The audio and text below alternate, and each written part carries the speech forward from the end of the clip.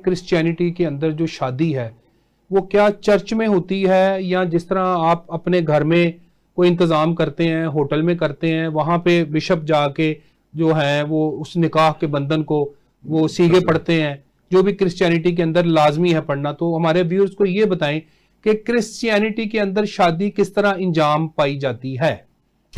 सबसे पहले तो मैं ये बात बताना चाहूंगा कि ये शादी जो है वो एक होली सैक्रामेंट है, पाक सैक्रामेंट है, जो कि हमेशा चर्च ही के अंदर होना जो है वो ये इंपॉर्टेंट है, यानी कि आप शादी के अंदर शादी हाल में नहीं होगी। मैं आपको बताता चलूं, ये जरा क्लियर कर दें। मैं ये बताता चलूं क्योंकि चर्च जो है वो पाक जगह है, ठीक है, और ये पाक सैक्रामेंट है, इसका चर्च के अंदर ही सोमनाइज होना जो है वो बेहद जरूरी है। लेकिन कई दफा नहीं, ये बाइबल में लिखा है या कहीं पे ये बात लिखी है? ये जो हमारा कैनल जिसकी अभी चेंजिंग कर रहे हैं उसके अंदर ये क्रिश्चियन मैरिज एक्ट के अंदर है, 1872 के एक्ट के अंदर के ये चर्च के अंदर ही होना चाहिए। जो शादी अगर चर्च के अंदर नहीं होगी, घर में बुला के अगर निकाह का बंधन जो है, मैं थोड़ा सा जी, उसमें दो तरीके हैं। जो क्रिश्चियन मैरिज एक्ट 1872 में दो सेंस में वो निकाह होते हैं, ठीक है। एक as an ordained pastor, bishop या ऑर्डिनेशन, वो चर्च के अंदर होगी, ठीक है। और वही जो है एज अ रजिस्ट्रार भी जाके किसी पब्लिक प्लेस या किसी जगह पे वो जाके निकाह पढ़ सकता है, मतलब जहां पे अरेंज किया यानी दोनों एक्ट में मौजूद है, दोनों चीजें मौजूद है, यानी कि शादी हाल में भी शादी हो सकती है। और ज्यादा आपने बताया कि क्रिश्चियनिटी के अंदर यह है कि पाकीज़ा जगह है, जो चर्च है आपका, और वहां पे शादी होनी चाहिए, होना जरूर वहां पर सारा इवेंट। लेकिन वही मैं बात कर रहा था कि कई दफा लैक ऑफ टाइम और कई दफा कुछ ऐसे वजूहात हैं जिसकी बना पे वो शादी हाल में भी कर लेते हैं। लेकिन जहां तक एक मजहबी रहनुमा होते हुए मैं तो आप प्रेफरेंस देते हैं कि चर्च में शादी, लोगों को यही अवेयर करूंगा कि वो चर्च के अंदर होनी चाहिए। तो ये नकाह किस तरह से होता है इसके बारे में मैं आपको बताता चलूं कि नकाह से कम 1 महीना पहले जो है वो चर्च के अंदर लड़की वाले अपने चर्च के अंदर और लड़के वाले अपने चर्च के अंदर इसकी एक पुकार पढ़ते हैं, जिसे बैन कहा जाता है, बाय बैन, यानी कि पुकार ये लाजमी है शादी में 1 महीना पहले पढ़ी जाती है। और ये 4 संडे जो है वो पढ़ी जाती है, जिसमें ये बात कही जाती है कि फलां शख्स, फॉर एग्जाम्पल आज मेरे भतीजे की शादी में उसके नाम लूंगा, आरश की शादी जो है वो सुमेरा के साथ है, और बाकायदा तौर पर उनकी उम्र बताई जाती है, बाकायदा तौर पर उनकी जो है वो वर्जिनिटी और उसकी जो है वो बैचलरपन वो बताया जाता है कि अगर किसी को शरई तौर पर, कानूनी तौर पर या अखलाकी तौर पर कोई इतराज हो तो वो कलीसिया में से कोई जो है वो हाथ उठा के इसका इकरार कर सकता है। फिर उसके बाद आखिरी पुकार जो है वो चर्च के अंदर पासबान जो निकाह करता है वो पढ़ता है, और वो उस वक्त लड़की और लड़के दोनों से ही पूछा जाता है कि आप में से किसी को कोई इतराज तो नहीं है। तो फिर जब वो नहीं बताते हैं तो फिर पास साहब जब वालिद साहब से, जो लड़की के वालिद साहब हैं, वो अपनी बेटी को खुद जो है वो पेश करते हैं निकाह के लिए कि मैं अपनी बेटी को निकाह के लिए जो है वो देता हूं ताकि इसका निकाह जो है वो किया जा सके। क्योंकि ये जो है ये अडॉप्ट किया गया है जब आदम को बनाया गया, और आदम का अकेलापन जो है वो खुदा ने देखा कि अच्छा नहीं है, उसके लिए फिर हवा को बनाया, और हवा बनाकर खुद खुदा जो है वो आदम के पास ले। ये इस चीज को जो है वो रिप्रेजेंट करता है कि पेरेंट्स जो है वो अपनी मर्जी से अपनी बेटी को निकाह के लिए जो है वो पेश जो है वो कर रहे हैं। फिर तो निकाह के सीगे क्या है, ये तो यहां तक तो बात आ गई ना कि अच्छा, ये एक बात मैं आगे बढ़ने से पहले और पूछूंगा, ये पुकार को जरा मुझे क्लियर कर दें कि ये जो 4 संडे आपने पुकार पढ़नी है, ये शादी में लाजमी है? ये लाजमी अच्छा, उसके बगैर शादी नहीं होगी, वो 4 संडे आपने गुजारने हैं, मैंडेटरी है जी? ये मैंडेटरी है अगर आपने चर्च में शादी कर रहे हैं तो। नहीं, अगर ये बात अगर चर्च में नहीं कर रहे तो? चर्च में पहली बात है वो पुकार का जो प्रोसीजर है कि वो अपनी अपनी जगह से कुंवारेपन का सर्टिफिकेट लेके आएगा।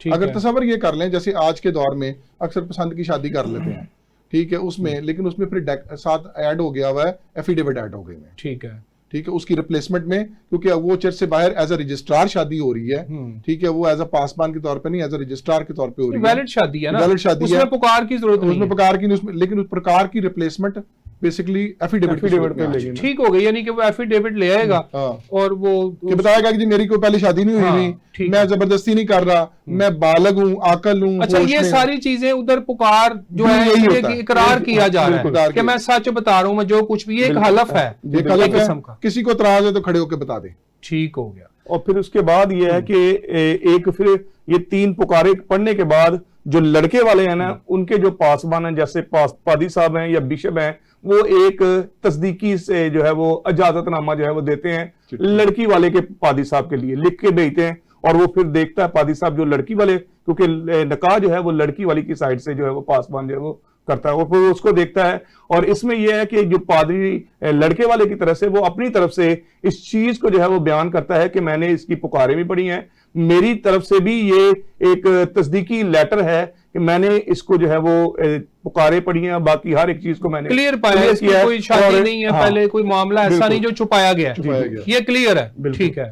और वो फिर वो वहां पे देते हैं, फिर उसकी बिना पे फिर पादी साहब जो है वो निकाह वहां पे करते हैं। तो वो निकाह जो है वो उसमें कोई सीगे अदा किए जाते हैं, इजाबो कबूल जैसे हमारा है, जिसे कबूल है, ये भी होता है उसमें। और बाकायदा तौर पे उसमें दुख और सुख में एक दूसरे के साथ होने पे, ये हमारा जो एक्चुअली कई लोग इसे जो है वो कॉन्ट्रैक्ट कहते हैं, लेकिन हम मसीही लोग इसे जो है वो कॉवेनेंट कहते हैं। ये एक दोनों फरीकीन के दरमियान एक अहद होता है, ठीक, जो मरते दम तक जो है वो नहीं टूटता। हमारे में ये है कि जब तक किसी का जो है वो डेथ नहीं होती तब तक जो है वो सेपरेट वो अच्छा, आप में तलाक नहीं है, तलाक का जो है वो आंसर जो है वो नहीं है, लेकिन एक हद तक फॉर एग्जांपल अगर किसी कोई ऐसी चीजें हैं जिसकी बना पे जो है वो ऐसा मुमकिन है कि सेपरेशन हो सकती है, मतलब गुंजाइश है, सेपरेशन हो सकती है बाइबल के मुताबिक, और दूसरी शादी भी नहीं हो सकती, नहीं कर सकते।